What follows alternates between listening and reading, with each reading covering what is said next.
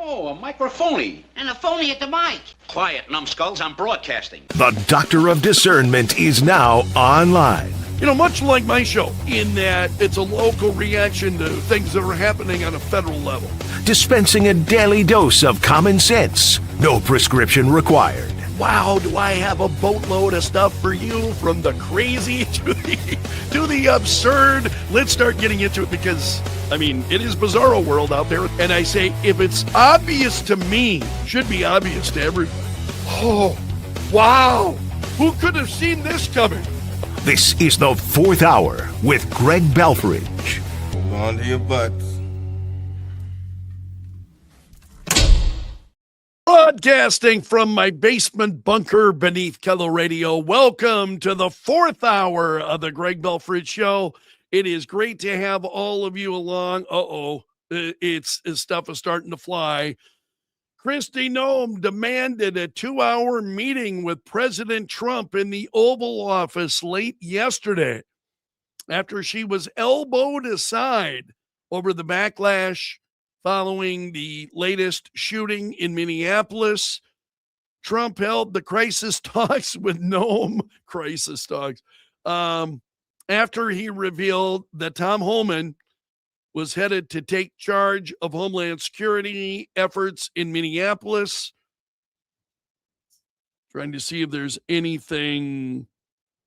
So apparently the decision to put Homan in charge of ICE operations sparked immediate questions about Trump's faith in Noem's handling of the ongoing immigration crackdown. Trump, however, did not suggest that Noem's job was on the line during the conversation. Separately, Border Patrol Chief Greg Bovino and some of his agents were ordered yesterday to start retreating from Minnesota. They are leaving, in fact, today. Like Noem, Bovino, known for his no-holds-barred approach to immigration enforcement, was slammed for his claims that Preddy was, this is Alex Preddy, who was killed on Saturday, that he was brandishing a gun before he was shot by border agents. So Tricia McLaughlin, who's the assistant secretary at the Department of Homeland Security, said that Bovino has not been relieved of his duties. She said he's a key part of the president's team and a great American. So he is now in California. He has been reassigned to California to oversee efforts there. But Kristi Noem and the president involved in a 2-hour meeting in the Oval Office last night over this issue. Meanwhile, you've got Senator John Fetterman calling on the president to get rid of Noem.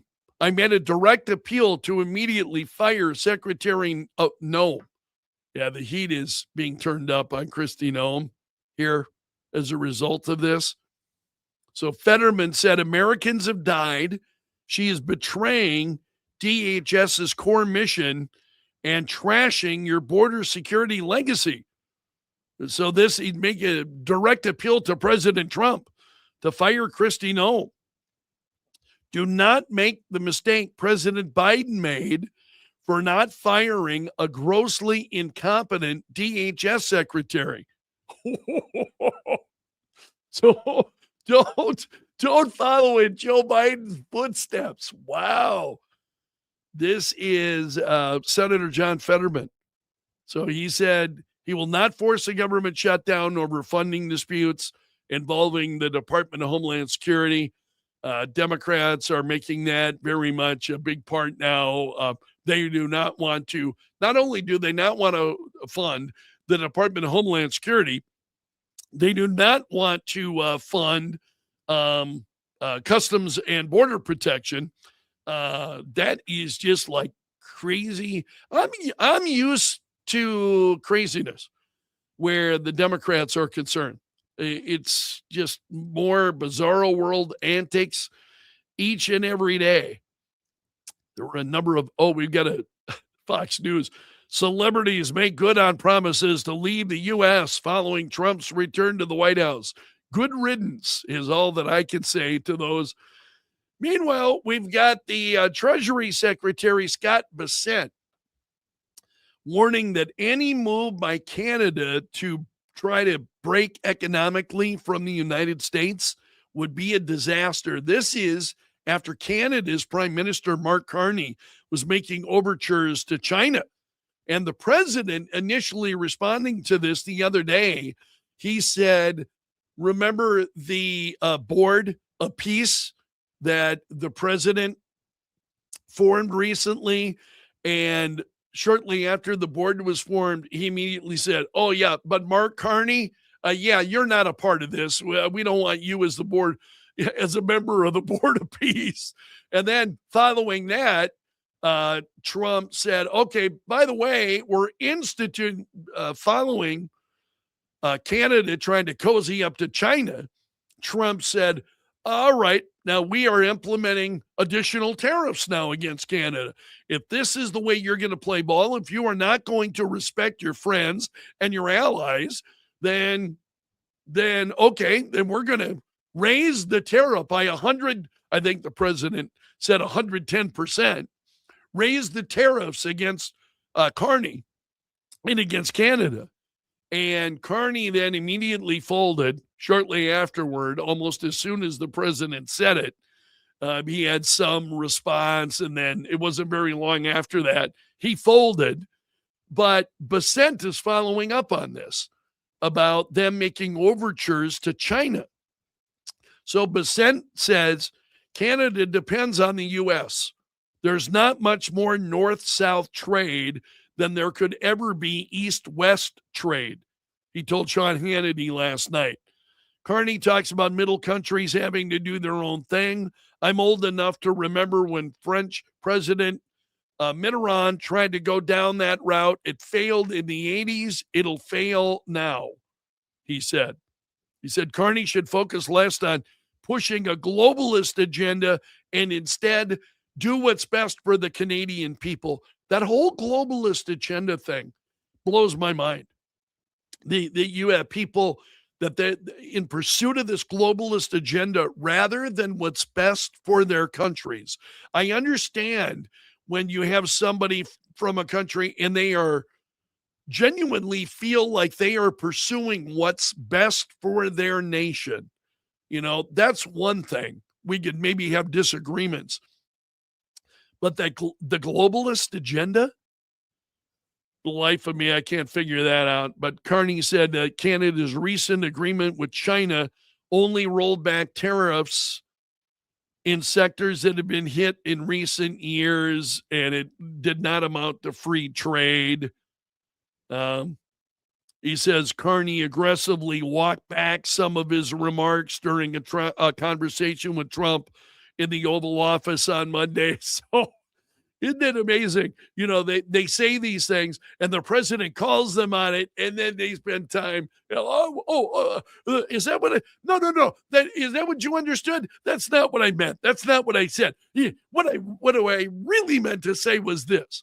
Yeah, it's the same old thing played over and over again. Oh, yeah. Celebrities cite Trump re-election victory in their move out of the U.S. I don't even want to share their names. I really don't care.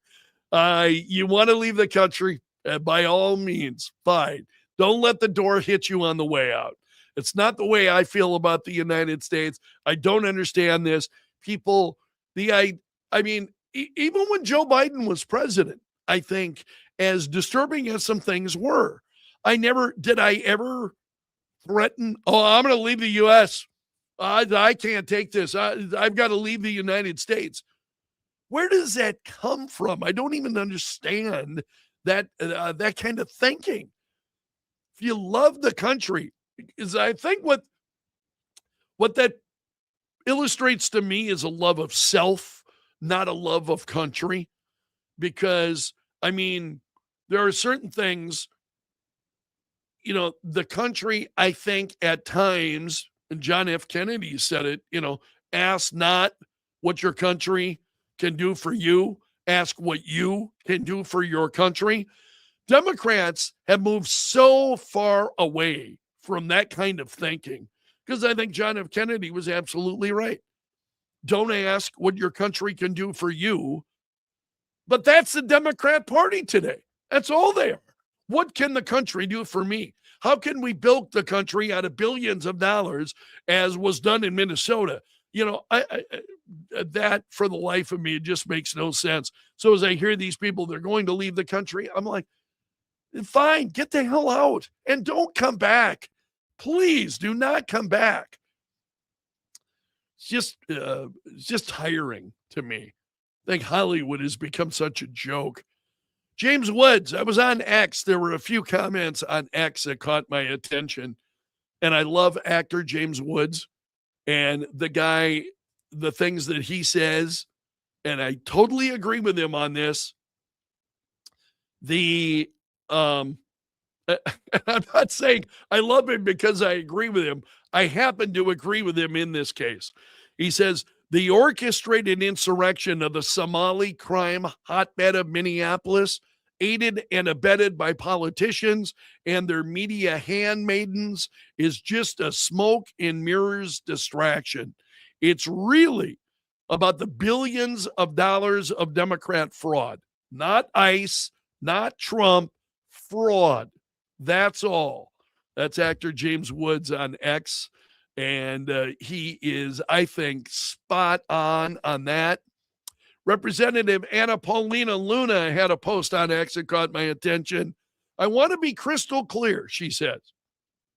If any individual, particularly elected officials or otherwise, helped plan, fund, coordinate, or cover up the violent insurrection happening now in Minneapolis, they should lawyer up now, capital letters, lawyer up now, because investigators are going to follow the facts wherever they lead.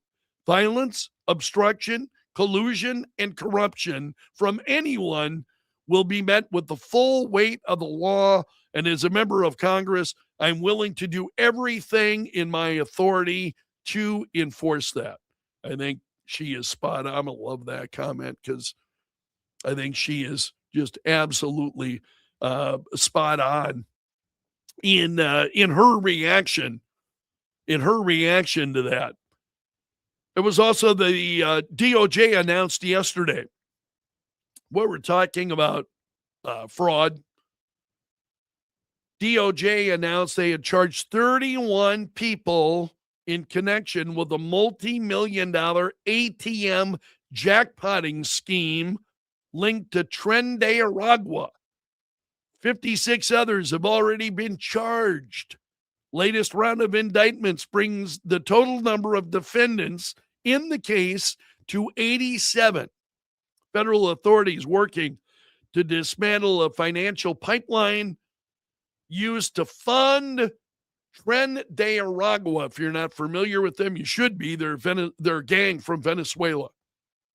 So 87 people now charged. It's just absolutely incredible.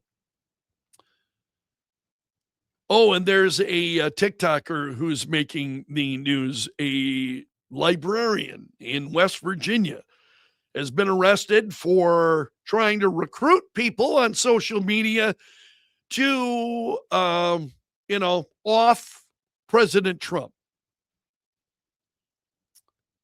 39-year-old woman busted over a TikTok video saying, surely a sniper with a terminal illness can't be a big ask out of 343 million. Speaking of illness, I think she's got mental illness. So she claimed she had no intention to personally carry out the threat. Deputies said such statements are designed to encourage, inspire, or entice others to carry out the threatened act, regardless of whether the speaker publicly intended to do so or not. So when you say things like, who would have ever thought that words actually matter, that words have consequences? This is one of the reasons why, even though TikTok now final deal being struck and TikTok setting up shop, it will be the TikTok in US.